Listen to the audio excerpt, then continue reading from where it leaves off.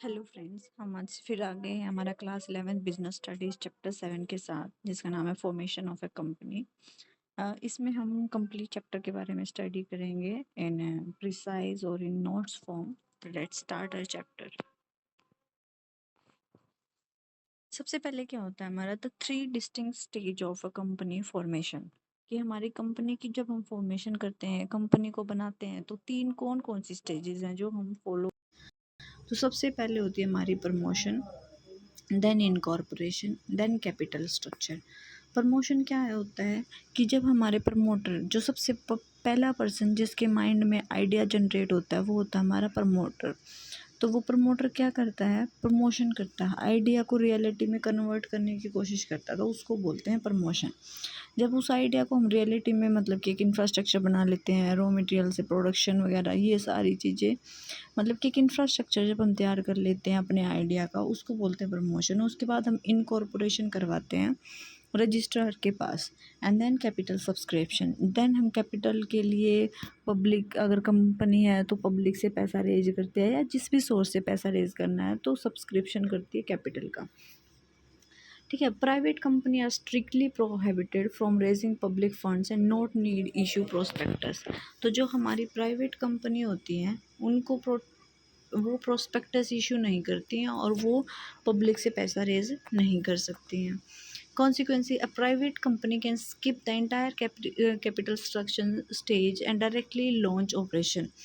इसीलिए क्योंकि उसको कैपिटल तो रेज कर नहीं सकती पब्लिक से, इसलिए वो जो लास्ट वाली स्टेज है वो कम्प्लीटली इसको स्किप कर सकती है और अपनी प्रोडक्शन को लॉन्च कर सकती है।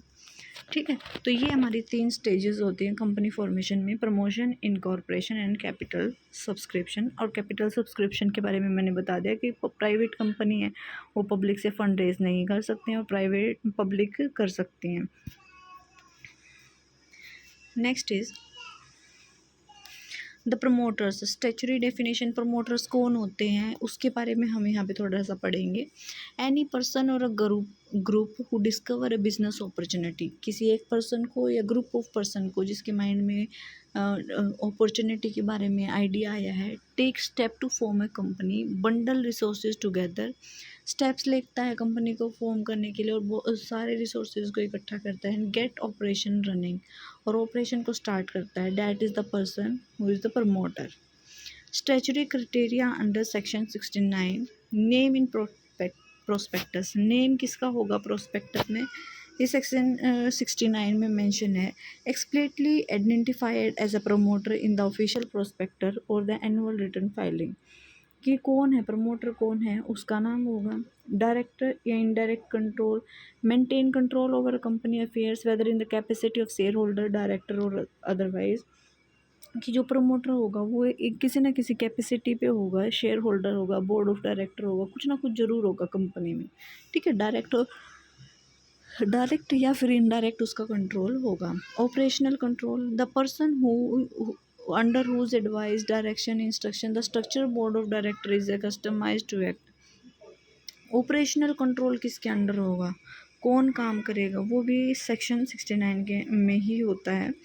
तो डायरेक्ट या इनडायरेक्ट कंट्रोल किसका होगा, शेयर होल्डर कौन होंगे, बोर्ड ऑफ डायरेक्टर्स कौन होंगे, ये भी हमारा 69 में है। नेम किसका होगा प्रोस्पेक्टस में, एनुअल रिटर्न फाइल करेंगे, उसमें किसका नाम होगा, वो सब कौन बताता है, प्रमोटर बताता है। तो ये सारी चीज़ें प्रमोटर डिसाइड करता है, कौन कौन सी, name in the prospectus, direct और इनडायरेक्ट कंट्रोल किसका होगा, और operational control.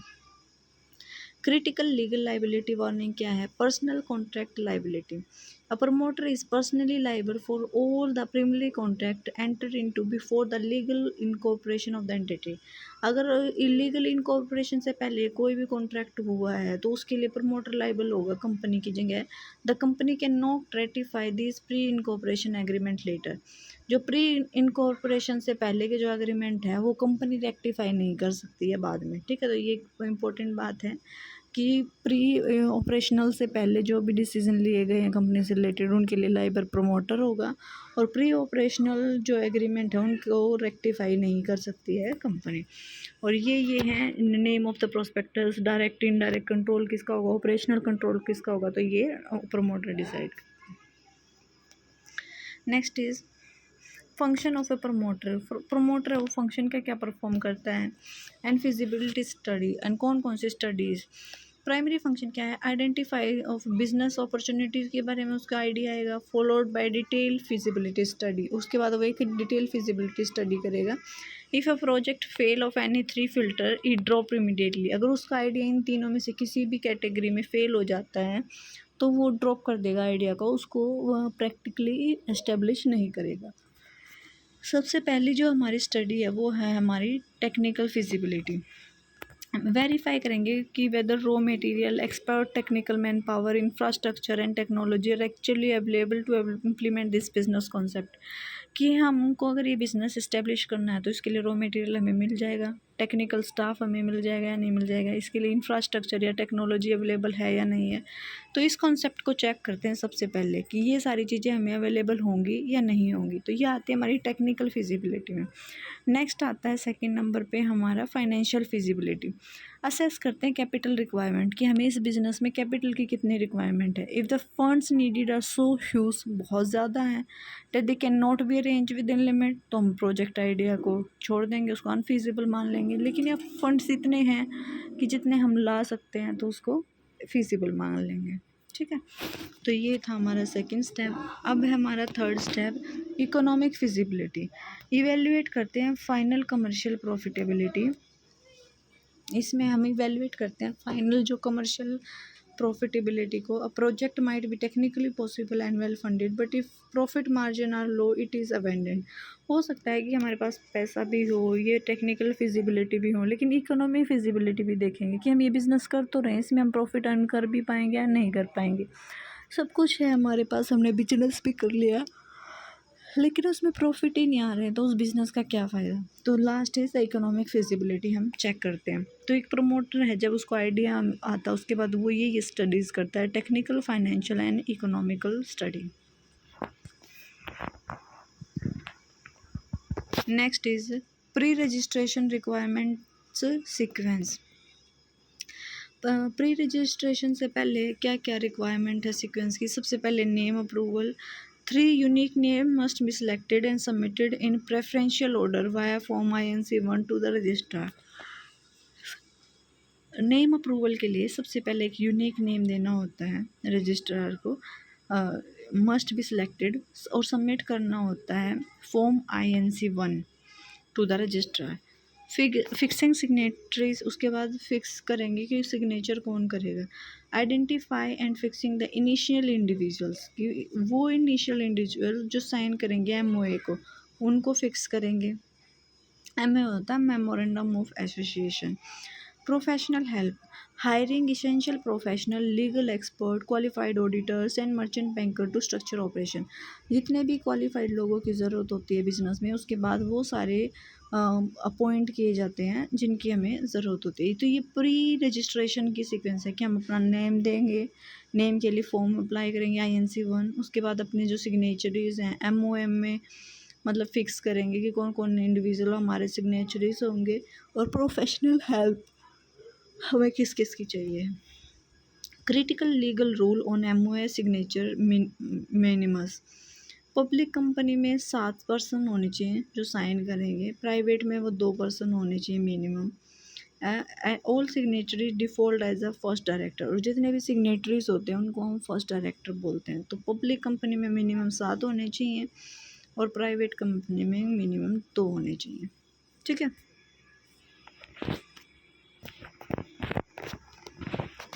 Next is statutory document checklist for incorporation. अब हमने प्री इनकॉर्पोरेशन हमें क्या क्या करना है वो हमने देख लिया कि हमें नेम देना होता है, उसके बाद सिग्नेचरीज डिसाइड करने होते हैं, और सारी चीज़ें हमने अभी पढ़ा था। एक और था, क्या था, प्रोफेशनल हेल्प, हमें किस किस की ज़रूरत है वो सब हम डिसाइड कर लेते हैं। उसके बाद हमें कौन कौन से स्टैच्यूटरी डॉक्यूमेंट चेकलिस्ट ज़रूरी होते हैं इनकॉर्पोरेशन के लिए। तो सबसे पहले होता है memorandum of association, the constitution of a company which define core external power and commercial objective. जो कोर एक्सटर्नल पावर और कमर्शियल ऑब्जेक्टिव के बारे में बताता है कंपनी के बारे में, वो होता है MOA। AOA क्या होता है, आर्टिकल ऑफ एसोसिएशन, जिसमें इंटरनल रूल्स लिखे होते हैं। मैनेजमेंट कैसे काम करेगी, मतलब बिजनेस के अंदर कैसे क्या काम होगा, वो सारे होते हैं, वो होते हैं आर्टिकल ऑफ एसोसिएशन में। ठीक है। और मेमोरेंडम ऑफ एसोसिएशन में होता है कि कोर एक्सटर्नल पावर्स क्या होंगी, बिजनेस का कोर मोटिव क्या है फॉर्मेशन का। उसके बाद कंसेंट ऑफ प्रपोज डायरेक्टर्स, जितने भी प्रपोज डायरेक्टर हैं उनकी कंसेंट ली जाती है। Return formal consent from each propose director agreed to accept administrative liability, कि वो एडमिनिस्टर करेंगे, लाइबिलिटी लेने के लिए रिस्पॉन्सिबल होते हैं उन सारे डायरेक्टर्स, एक रिटर्न में लिया जाता है return consent. Formal agreement, any preliminary contract entered into with individual appointed as a managing director और मैनेजर्स, उनके साथ पहले किसी एग्रीमेंट में है या नहीं है, उसका एक फॉर्मल एग्रीमेंट लिया जाता है। Statutory declaration, a legal declaration stating that all registration condition under the act have been completely complied with, एक ऐसा डिक्लेरेशन दिया जाता है कि जितनी भी लीगल रिक्वायरमेंट थी वो सब हमने फुलफिल कर लिए हैं। And payment receipt, official evidence showing remittance of the statutory registration फ़ी, एक फ़ी पेमेंट होती है रजिस्ट्रेशन के लिए तो उसकी रिसिप्ट होनी चाहिए। तो ये सारे डॉक्यूमेंट चाहिए। सबसे पहले क्या, memorandum of association, article of association, सारे डायरेक्टर के कंसेंट, फॉर्मल एग्रीमेंट होना चाहिए सारे डायरेक्टर का, स्टैच्यूटरी डिक्लेरेशन होना चाहिए कि हमने कुछ भी गलत नहीं किया है, और उसके बाद पेमेंट रिसिप्ट कि हमने रजिस्ट्रार में अप्लाई किया था। Next is the 5 structural close of MOA. MOA में ना 5 क्लोज होते हैं जहाँ से इनसे ना डायरेक्ट क्वेश्चन पूछे जाते हैं एमसीक्यू फॉर्म में। ठीक है, तो एक तो यही पूछा जाता है कि कौन कौन से क्लोज होते हैं, 4 दे देंगे, एक अलग नाम दे देंगे, उसके पीछे ऐसे लगा देंगे ये क्लोज, लेकिन उसको छांटना है कि ये नहीं होता है। तो सबसे पहले होता है जो सबसे पहले होता है वो होता है name close, containing the official approved name of the company. It must not be resemble existing registered company name. इसमें क्या होता है, कंपनी का नाम लिखा होता है जो अलग होता है, वो किसी भी कंपनी के साथ रिजेंबल नहीं करता है, मेल नहीं खाता होता, और वो उसका अप्रूव्ड नाम होता है। सेकंड होता है registered office, specify the jurisdiction where the home office is located, ये बताता है कि उसका होम ऑफिस कहाँ लोकेटेड होगा बिजनेस का। Actual physical address must be filed within 30 days of registration, और रजिस्ट्रेशन के 30 दिन के अंदर अंदर उसका फिजिकल लोकेशन कहाँ है, एक्चुअल फिजिकल लोकेशन कहाँ है बिजनेस की, वो रजिस्ट्रार के पास सबमिट करवानी होती है। नेम क्लोज में नेम, रजिस्टर्ड ऑफिस में रजिस्टर्ड क्लोज में रजिस्टर्ड ऑफिस के बारे में होता है जो हमें 30 दिन के अंदर बताना होता है कि हमारा यहाँ पे रजिस्टर्ड होगा। ऑब्जेक्ट क्लोज में define the exact nature of business activity, कि हमारे नेचर ऑफ बिजनेस एक्टिविटीज़ क्या होगा बिजनेस में। The company is allowed to pursue, जो कंपनी परफॉर्म करेगी वो बिजनेस एक्टिविटी में मेन क्या होगा।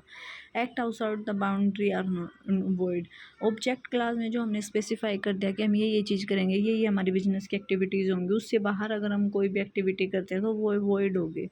तो ये होता है हमारा ऑब्जेक्ट क्लास में कि हम क्या क्या करेंगे। Liability close, define the financial risk limit of members की जो फाइनेंशियल रिस्क लिमिट है वो डिफाइन करते हैं। Explicitly break down limit based on shares और गारंटी एग्रीमेंट्स, इसमें ये सारी लाइबिलिटी के बारे में, मेंबर्स की लाइबिलिटी के बारे में बताया जाता है। Next is capital clause. Capital clause क्या बताता है, specify the maximum authorised share capital amount along with its structural breakdown into individual shares, कि टोटल ओवरऑल कंपनी कितनी अथोराइज्ड कैपिटल है, उसकी लाइफ टाइम में वो कितनी कैपिटल रेज कर सकते हैं, और उसको ब्रेक डाउन करेगी इंडिविजुअल शेयर में कि एक शेयर कितने का है, वो होता है हमारा कैपिटल क्लोज में। तो ये 5 क्लोज होते हैं, नेम, रजिस्टर्ड ऑफिस, ऑब्जेक्ट क्या है बिजनेस का, liability and capital.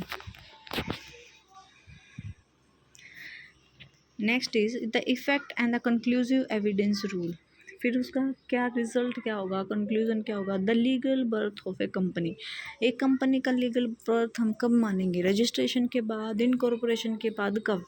A company is legally born as a distinct corporate entity on the exact date printed on the certificate of incorporation, certificate of incorporation के ऊपर जो भी date लिखी होती है उसी दिन हम मान लेते हैं कि कंपनी इनकॉर्पोरेट हुई है। The conclusive evidence rule, unchangeable legal existence, once a certificate of incorporation is officially issued कर दिया गया ना एक बार, कि ऑफिशियली इशू कर दिया certificate of incorporation, it is serve as a conclusive proof that all registration requirement have been fully satisfied, ये हमें बताता है कि फुल्ली सेटिस्फाई कर दिया रजिस्ट्रार को, सारे डॉक्यूमेंट्स हमने दे दिए हैं, तभी हमें ये इनकॉर्पोरेशन सर्टिफिकेट मिला है। immunity formal deficiency in even if there is a fundamental error or deficiency in primary paperwork, the certificate remains valid, the company legal birth cannot be challenged or undone। तो मतलब एक बार अगर हमारा certificate of incorporation मिल गया तो वो हमारा मतलब कि पक्का वो हो जाता है कि हमारे पेपर में कोई भी डिफिशियंसी नहीं थी और सब कुछ सही था।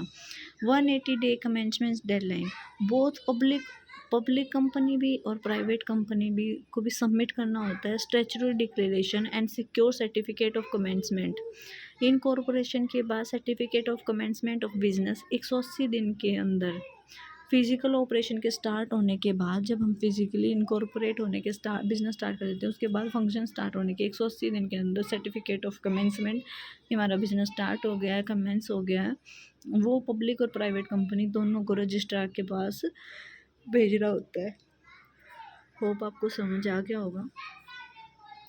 नेक्स्ट इज़ कंपैरिजन है कि हमारा MOA क्या होता है और आर्टिकल ऑफ एसोसिएशन क्या होता है। ये दोनों ही डॉक्यूमेंट किसी भी कंपनी के लिए या बिजनेस के लिए बहुत ज़्यादा इंपॉर्टेंट होते हैं। ऑब्जेक्टिव क्या होता है हमारा मेमोरेंडम ऑफ एसोसिएशन का, ये डिफाइन करता है कि कोर ऑब्जेक्टिव ऑफ बिजनेस क्या है, पावर क्या है कंपनी की, ठीक है। और आर्टिकल ऑफ एसोसिएशन ये हमारे विद इन कंपनी के अंदर क्या रूल होंगे काम को करने के, वो सब बताता है। Indicate how the objective of the company are to be achieved, ये बताता है कि हमारे ऑब्जेक्टिव क्या होंगे, ये बताता है हम अचीव कैसे करेंगे उनके। Position, main framework document strictly subordinate to the company act, company act के नीचे जो मेन डॉक्यूमेंट होता है वो होता है मेमोरेंडम ऑफ एसोसिएशन। ये MOA के भी नीचे आता है, ये सब्सिडरी डॉक्यूमेंट है MOA के and the act, companies act दोनों के। Governs the structural relationship of the company with outsider, ये अब बाहर की दुनिया के साथ कैसा रिलेशन होगा कंपनी का वो डिफाइन करता है। ये internal relationship with the member of the company, ये अंदर बिजनेस के अंदर कंपनी के अंदर क्या रिलेशन होंगे वो डिफाइन करता है। Act beyond the scope of MOA, memorandum of association से बाहर जाके कोई भी एक्ट करते हैं तो वो वॉइड होते हैं और उनको हम रेक्टिफाई नहीं कर सकते हैं, void and can't be rectified. और जो AOA में वर्क होते हैं can be rectified by the members. Necessity क्या है, compulsory requirement, every company must prepare and file MOA, ये कंपलसरी है हर कंपनी को बनाना भी और फाइल भी करना है। ये कंपलसरी नहीं है for public company, they can simply adopt table F, अगर वो आर्टिकल ऑफ एसोसिएशन नहीं बनाना चाहते तो वो टेबल F को फॉलो कर सकते हैं। कौन सी कंपनी, पब्लिक कंपनी ओनली, ठीक है। तो ये इंपॉर्टेंट पॉइंट है, ये ध्यान रखना लास्ट वाला कि अगर पब्लिक कंपनी चाहें तो MOA तो सबको बनाना ही है, तो कंपलसरी डॉक्यूमेंट है, तो कोर डॉक्यूमेंट है कंपनी एक्ट के अंदर। तो अगर AOA नहीं बनाना चाहती तो टेबल F फॉलो कर लेते हैं वो, ठीक है। Next is capital subscription timeline and work flow. हम कैपिटल सब्सक्रिप्शन, कैपिटल को कैसे रेज करते हैं किसी भी कंपनी को स्टार्ट करने के लिए और उसका क्या वर्क फ्लो होता है, कैसे काम करता है।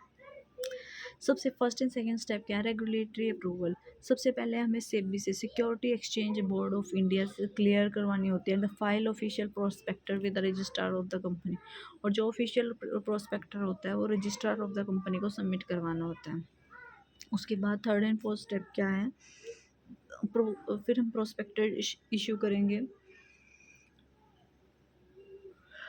देन बैंकर्स देखो अपॉइंट करेंगे financial intermediary like bankers, brokers, underwriters, जो एटलीस्ट 90% सब्सक्रिप्शन मिलना चाहिए। अगर हमने कंपनी ने पैसा रेज किया और 90% जितना रेज किया उससे 90% से कम सब्सक्रिप्शन आया तो वो इशू नहीं, कैपिटल रेज नहीं कर सकती है, शेयर वगैरह इशू नहीं कर सकती है।